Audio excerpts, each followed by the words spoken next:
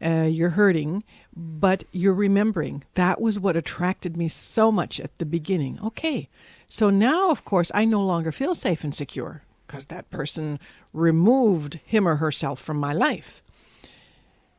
And I'm blaming it on that person because they're no longer with me. They ripped that away from me. But really, I shouldn't be blaming them. What I should be doing is saying to myself, if I felt so good, so safe and secure when I was around that person, what is it that that person had or did that I don't? I'm talking about characteristics, okay? I'm not talking about $80 million in the bank. Which is always a help. Yes. But that's actually not what I'm talking about. So, No. So what characteristics did this person have that made you feel so safe and secure? Are those things that you admire? Now, here's a very important point. If you admire something in another, even if it's a friend, it generally means that this is a bit of you that you simply have not yet developed. So if you discover that you admired certain traits of character in your person that has left you when you first fell in love, and those are the characteristics and traits that are the ones that made you feel safe and secure or whatever it was you felt, then that's where probably you can start walking down that road towards discovering that you have this inside of you and that you just have not yet properly tapped into it. Exactly. Yeah. There, you hit it right on the head. So that means that then my next step is, if I'm truly looking at the ending of this relationship as something where I want to learn something positive about myself or take something positive away from the relationship so that my life can be better, I can start working on this bit of me. And if I do it properly, I'm going to come out from this whole horrible situation with something very positive in hand, which is my own sense of safeness or safety and security from me. So that means the next time I fall in love, I may still fall in love with somebody for another kind of a need, but this one's already taken care of. Yeah, so that means I'm kind of going up the ladder. Yeah, exactly, yeah. And I've gotten something very positive from that person.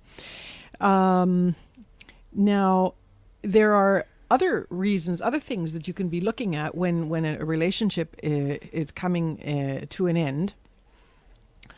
Ask yourself if there's anything in your life that truly gives it meaning. If you're finding your meaning in the people in your life, so as long as this person was in your life, or, we could give the other example, which is a little bit different from relationships, but frequently parents, as long as their kids are living at home, the meaning of their lives has to do with the kids. This happens especially to women who don't work. And so, of course, when the kids are off to college or getting married and are no longer in the household, we have what we call the empty nest syndrome. But in a relationship where you have been left by someone, let's say you are a middle-aged woman who has been left by your husband of 25, 30 years.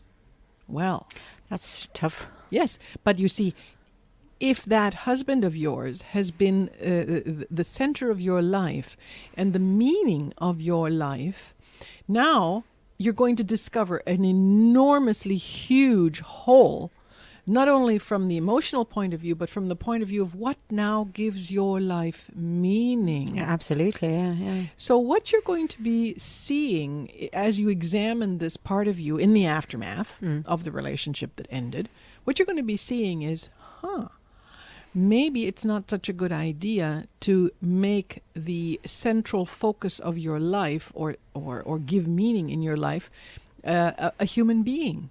Human beings are and our families and so on are the most wonderful things in our lives, not a doubt about it.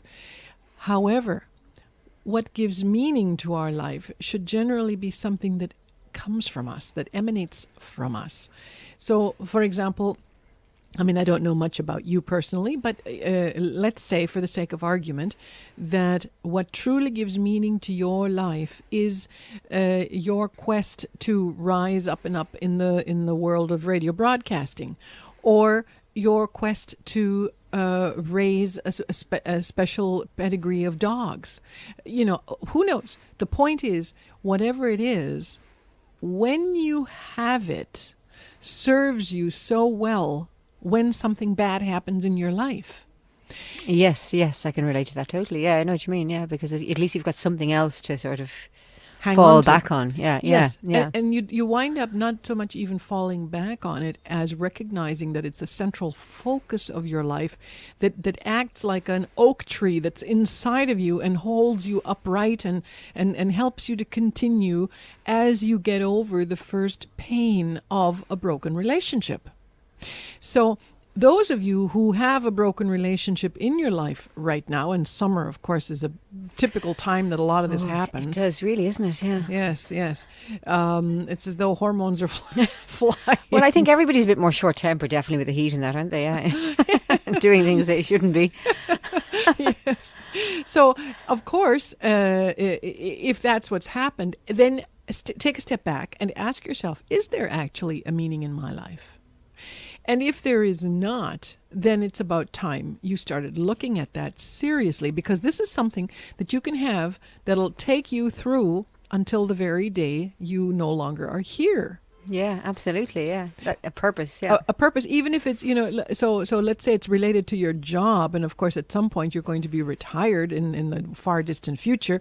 But that doesn't mean that your meaning dies with your job, because we assume that there's something in there that you continue doing. I'm thinking of someone right now who used to be in radio all of his working life, and the minute he was retired, he began a consultancy where he dealt with taping programs for people that were doing seminars and speaking publicly and this kind of thing, and kind of just changed it over into that arena. Yeah. So he probably set himself up. He planned his retirement so that he would be able to do something else.